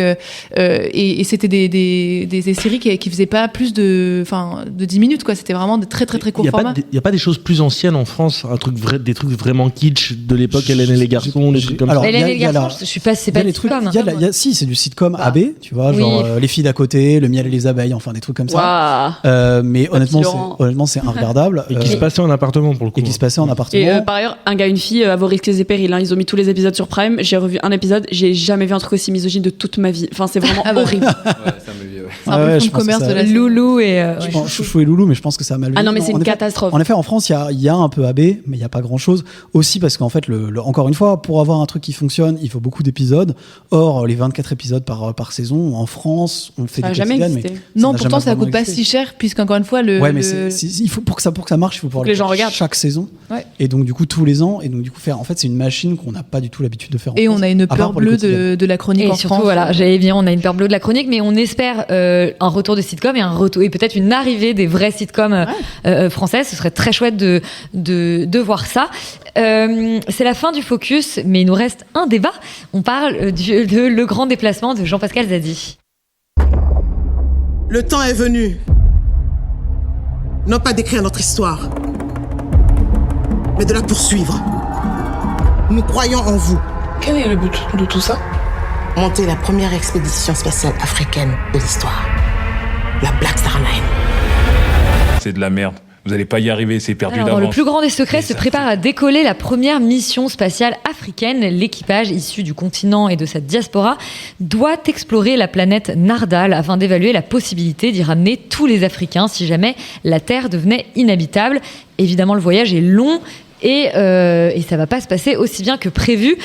Félix, tu as vu Le Grand Déplacement de Jean-Pascal Zadi. T'aimes plutôt bien Jean-Pascal Zadi ? Oui, j'aime plutôt bien tout simplement Noir, j'aime pas mal craignos, un peu moins carrément craignos, mais dans l'ensemble, c'est quelqu'un qui me fait plutôt rire. Et un peu moins en place. Et un peu moins en place, mais j'ai quand même beaucoup de sympathie pour lui parce que j'aime bien ce qu'il essaye de faire. Et j'avoue que je suis un peu tombé de ma chaise en voyant Le Grand Déplacement. Déjà, j'allais un peu à reculons parce que les critiques étaient très négatives. Pourtant, le pitch est quand même génial, hein, et le titre est incroyable. Ouais, non, mais il y a vraiment un truc où j'étais hype en vrai par le film.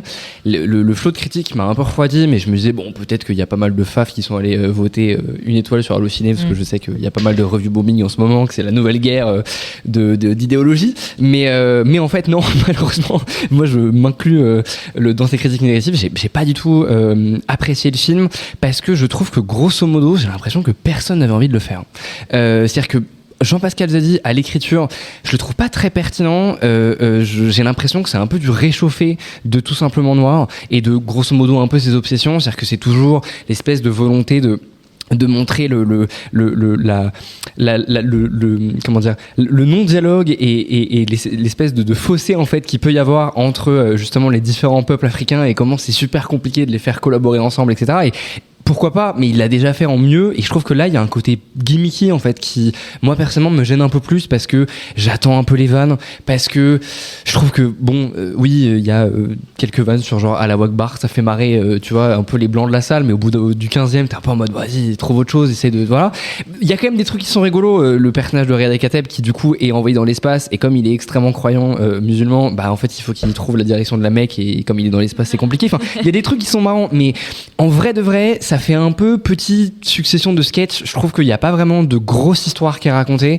Je trouve qu'en fait le côté SF, parce que ça reste quand même un film un peu de science-fiction, en tout cas un film d'espace, bah est pas super bien traité non plus. Il y a pas vraiment de volonté. Il y a un peu un côté aussi Wakanda de ta gueule c'est magique machin. Et je suis pas en mode il faut représenter l'Afrique que dans la misère, mais juste bon là il y a vraiment quelque chose d'un peu magique dans cette espèce de construction de vaisseaux et machin, et en vrai je l'aurais accepté si ils réussissaient à utiliser ça pour faire une satire justement de quelque chose de pertinent en fait de la société.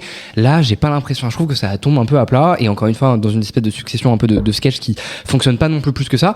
Et puis je trouve le film quand même grosso modo assez moche et laid, et c'est pas parce que tu fais de la comédie que t'es obligé de filmer tes décors pour vraiment bien montrer que c'est du plastique. Enfin j'aurais aimé un peu plus d'ambition en fait quelque part juste à la réalisation et dans les visuels.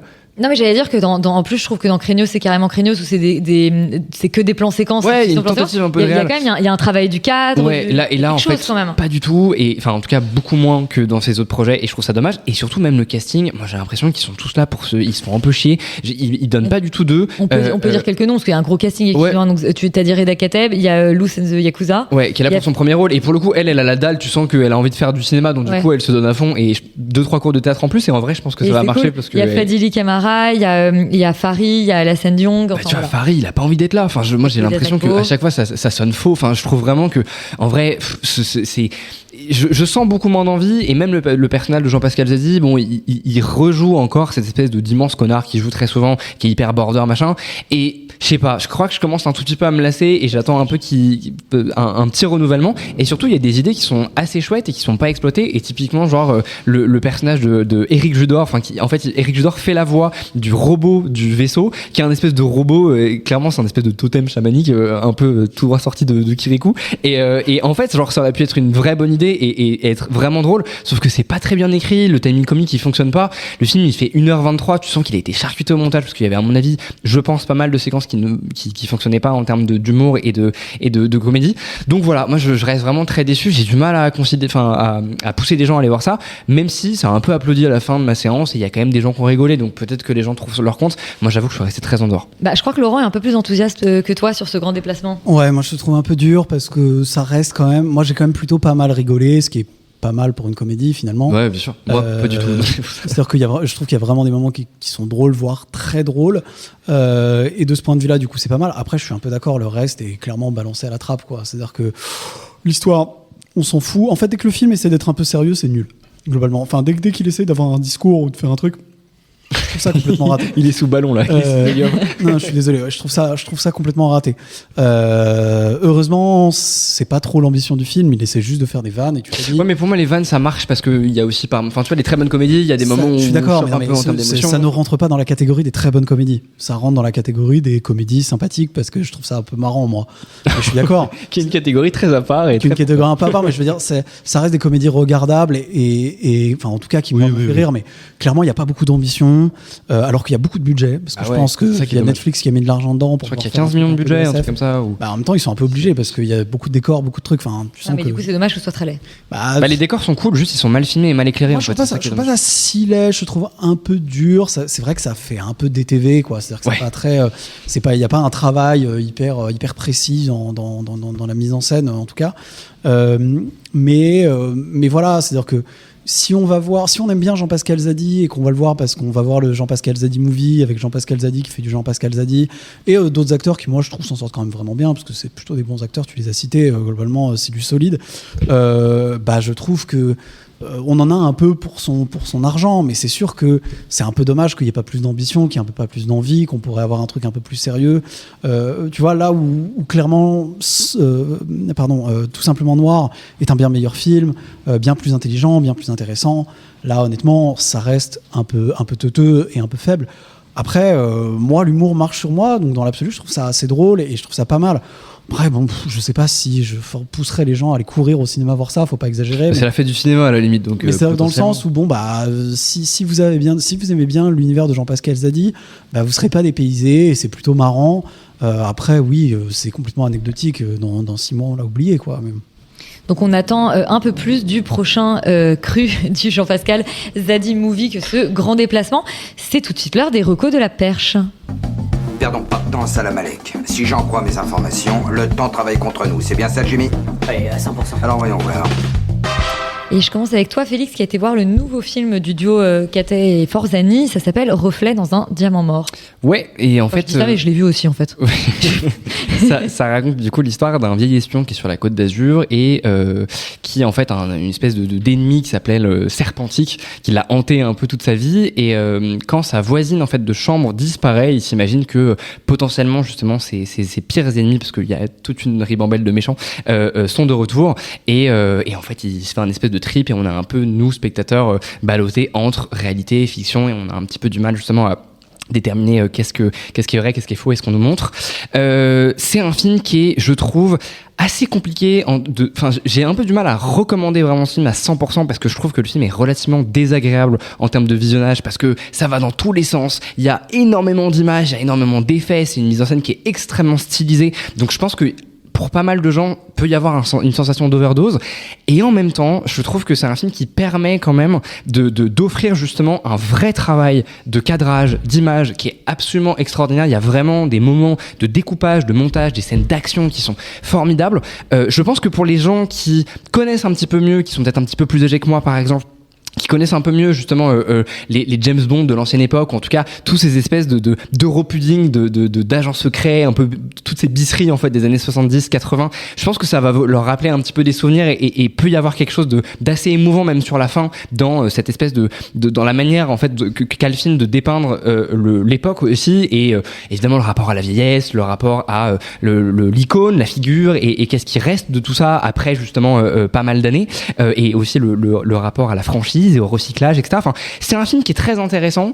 Après, voilà, faut y aller en connaissance de cause. Faut savoir que ça va être très dense, une vraie expérience de cinéma. Mais je pense que pour les cinéphiles un peu aguerris, c'est un film qui peut vous plaire et qui peut vous percuter un peu. Voilà. Ouais, et je rajouterais que le film, effectivement, il te décontenance un peu dans la première partie, etc. Et moi, je suis pas complètement cliente de ce genre de film. Mais en réalité, quand même, le puzzle s'assemble et je trouve qu'il y a un truc assez jouissif, en fait, à aller jusqu'au bout. Donc, je pense qu'on peut le recommander aux gens. Ouais. Et puis, il y a des vraies trouvailles. Notamment, les méchants sont super. Enfin, il y a quand même quelque chose de très carton-pâte, mais fait vraiment avec amour et sérieux. Et c'est chouette de voir ça dans le cinéma français quand même. Exactement, bien sûr. Même s'ils sont pas belges, mais je veux dire, ils habitent en Belgique et c'est un film qui est à production majoritaire belge, mais voilà. Mais bon, écoute, cocorico quand même, j'imagine. Il y a Once Upon a Time in Gaza qui est sorti aussi du coup ce mercredi et Imen en avait parlé à Cannes, donc je vous renvoie parce qu'elle en avait dit, elle l'avait plutôt recommandé avec quelques réserves. Alban, toi, tu as découvert une série sur Netflix, ça s'appelle Les Dossiers oubliés. Exactement, c'est une série qui est créée par les créateurs notamment du Jeu de la Dame et de Mr. Spade, en tout cas pour Scott Frank. Et c'est une série qui ressemble sur son histoire à Cold Case. En gros, c'est un ancien flic à qui va arriver une sorte de bavure, c'est-à-dire qu'il va se prendre une balle sur le terrain avec son coéquipier de police. Et finalement, lorsqu'il retourne au travail au commissariat, il est un petit peu mis à l'écart et on lui confie une sorte de nouvelle mission, c'est-à-dire d'aller déterrer des vieux dossiers qui n'ont pas été élucidés et de remener l'enquête.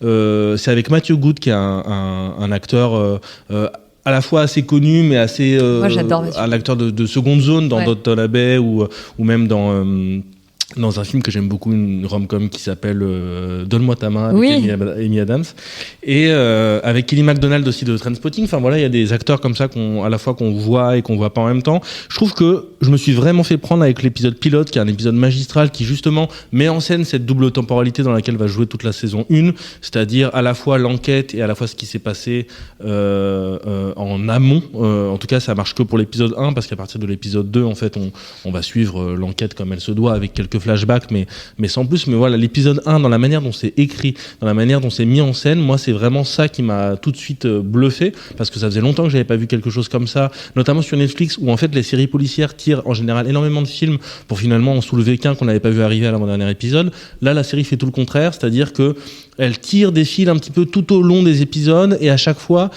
elle arrive à retomber sur ses pattes et à construire une histoire cohérente avec des personnages auxquels on s'attache. Alors peut-être le personnage de Matthew Good, qui est le personnage principal, est un petit peu trop forcé. C'est le personnage du mauvais flic, méchant, un petit peu taquin, mais avec un grand cœur. Je pense qu'on en a un peu marre parce que c'est vraiment surjoué. Cela dit, il y a quand même des trouvailles assez intéressantes dans la manière dont va se constituer l'équipe qui va mener cette enquête-là.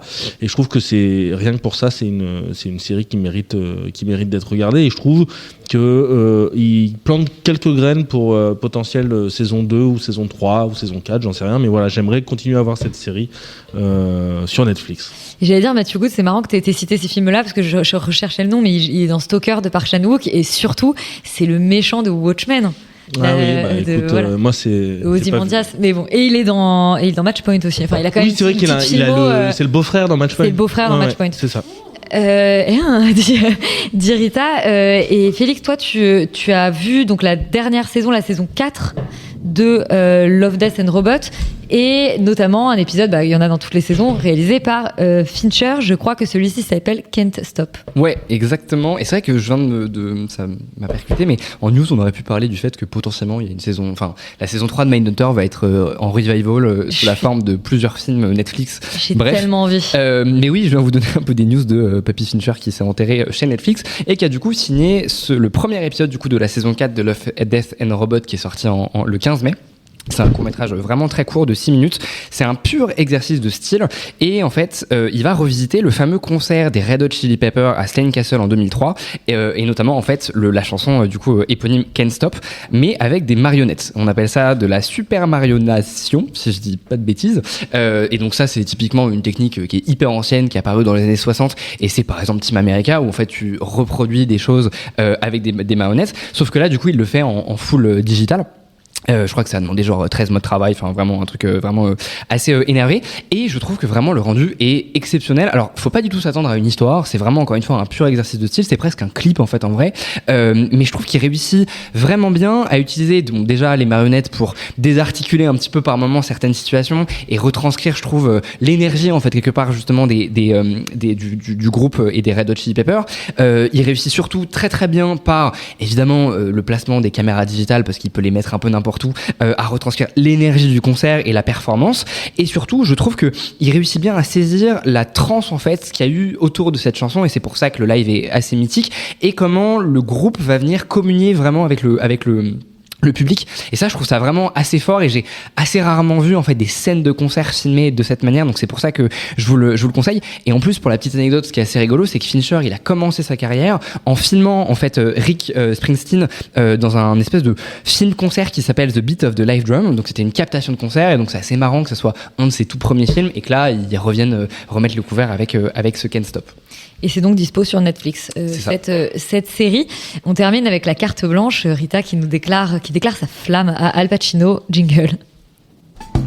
J'ai réfléchi à ce que tu m'avais dit l'autre jour. J'ai passé la moitié de la nuit à y réfléchir. Et puis j'ai eu un flash. Eh bien, après lecture de ses mémoires Sonny Boy, mon envie de m'aventurer encore plus dans la filmographie d'Al Pacino s'est déculpée.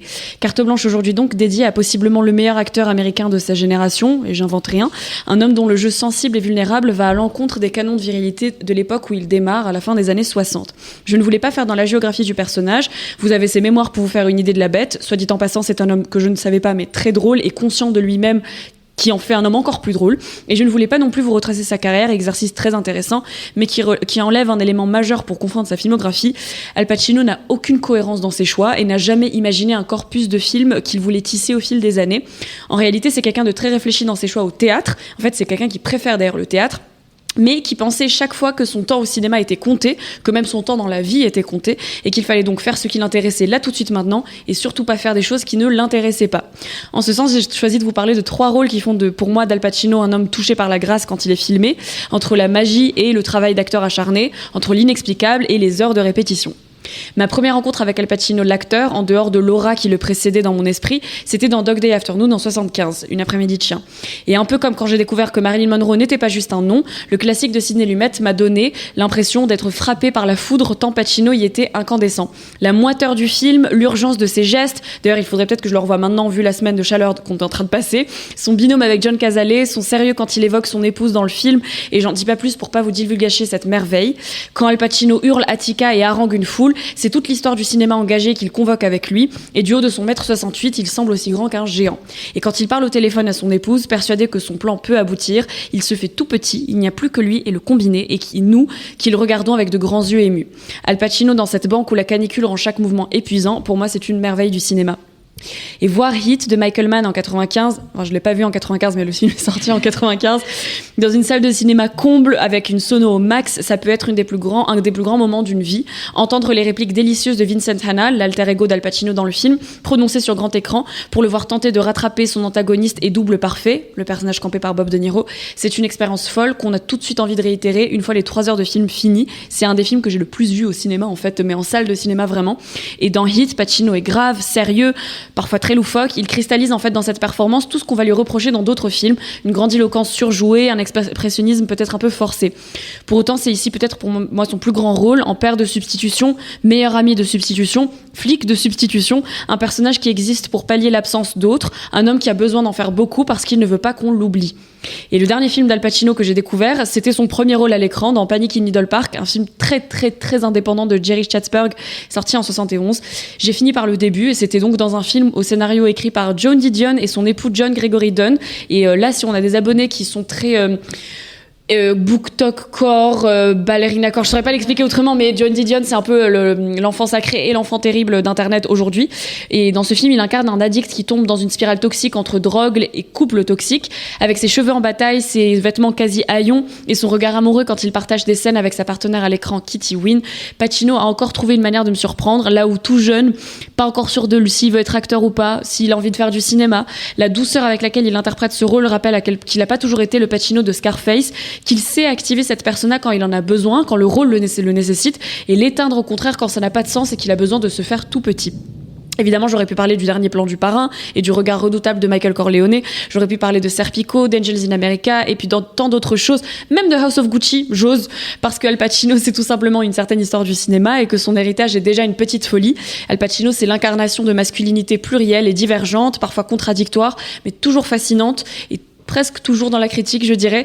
J'avais introduit en disant ne pas faire une hagiographie, mais finalement c'est un peu raté et c'est bien une lettre d'amour à Al Pacino que je vous ai signée ici et c'est peut-être pas plus mal. Merci beaucoup Rita, j'espère que beaucoup de gens partageront ton amour avec Al Pacino. Peut-être qu'ils te diront qu'en fait c'est pas bien Al Pacino, tu vois.